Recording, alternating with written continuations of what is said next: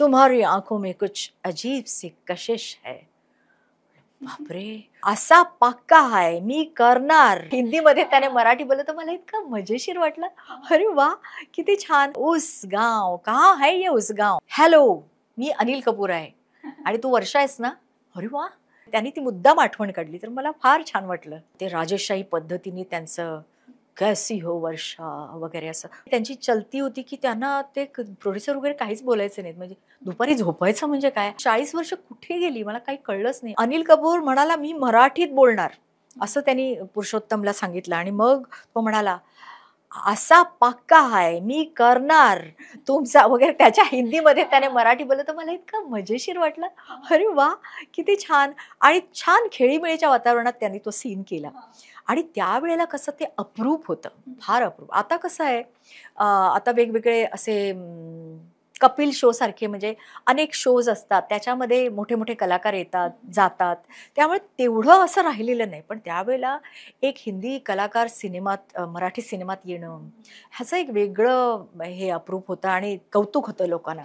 आणि त्या काळात तो म्हणजे त्याच्या आधी अनेक कलाकारांनी हिंदीतल्या कलाकारांनी केलं होतं मराठीत. जसं रेखाने एक लावणी केली, अशोक कुमारने हा खेळ सावल्यांचं मध्ये केलं होतं तसंच. पण मला छान वाटलं तो सिनेमा, त्यामुळे माझ्या कायम लक्षात राहील हमाल दे धमाल त्या सीनमुळे. ओके, पण अनिल कपूर सरांसोबत काम करताना तो वेगळा अनुभव किंवा पहिल्याच भेटीत नेमकं काय घडलं होतं, काय झालं होतं? पहिल्याच भेटीत त्यांनी मला एकदम हस्तांदोलन केलं. म्हटलं वा, हॅलो, मी अनिल कपूर आहे आणि तू वर्षा आहेस ना. अरे वा, ह्याला माझं नाव माहिती आहे. हो, फारच मला छान वाटलं. मी म्हटलं वा, ह्याला माझं नाव माहिती आहे. त्यामुळे उस गाव की वर्षा असं तो म्हणाला. उस गाव कहा है ये उस गाव असं तो मला विचारायला, तर मला फार छान वाटलं.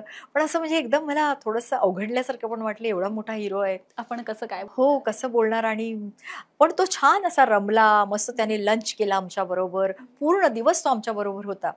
कसंही म्हणजे असं जाणवलं नाही की तो मोठा हिरो आहे किंवा. आणि त्यानंतर काय झालं, मी अनिल कपूर बरोबर उझबेकिस्तानला गेले होते, कारण मी शिकारी नावाचा एक चित्रपट केला हिंदी.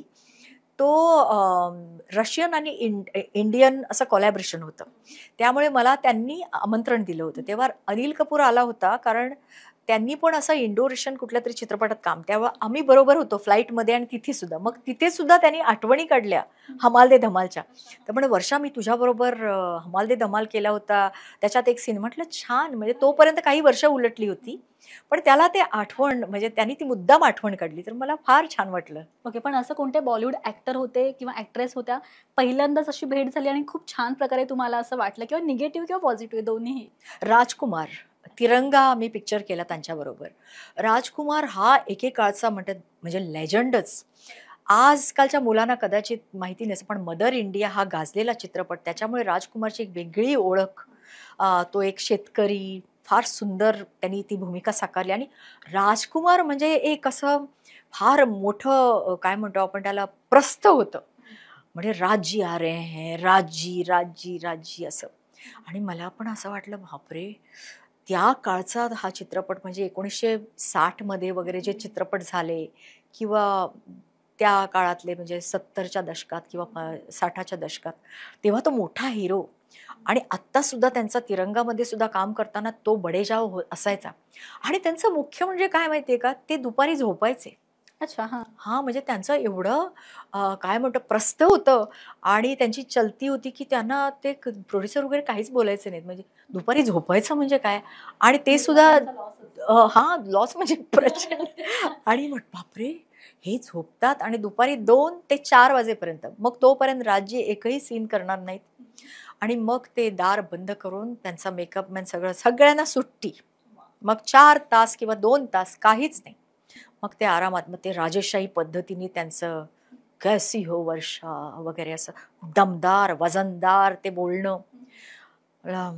तुम्हारी आंखों में कुछ अजीब सी कशिश है. बापरे, अजीब सी कशिश आहे असेल म्हणजे ते म्हणतात म्हणजे असेल काहीतरी खास. म्हटलं थँक्यू सो मच.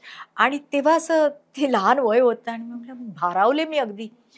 आणि मग त्यांनी कुठल्या तरी स्टार अँड स्टाईल वगैरे त्यावेळेला ती फिल्मी मासिकं असायची, त्याच्यात पण लिहून आलं माझा तो इंटरव्ह्यू. म्हटलं, आणि त्यांनी पण सांगितलं की वर्षाच्या उसगावकर यांच्याबरोबर मी काम केलं, तिचे डोळे सुंदर आहेत.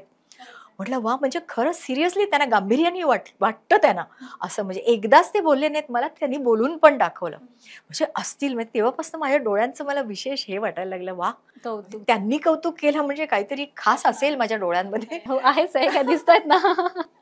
तर त्याच्यानंतर मग मी हळूहळू खुलले. म्हणलं राजी आप ऑफकोर्स, मी कुठेतरी वाचलं की 40 वर्ष झाली त्यांच्या करिअरला तेव्हा. म्हटलं कसं वाटतं तुम्हाला, म्हणजे एका जर्नलिस्ट कसे विचारतात तसं मी त्यांना विचारलं. म्हटलं कसं वाटतं, तर म्हणे काय वाटायचं काय त्याच्यात, मला असं वाटतं की कालच मी सुरुवात केली. हो हो. इतकं त्यांनी छान उत्तर दिलं ना, आणि मी म्हटलं खरंच असा कलाकार असावा की त्याला वाटतं मी काल सुरुवात केली, ही 40 वर्ष कुठे गेली मला काही कळलंच नाही, असं ते मला म्हणाले.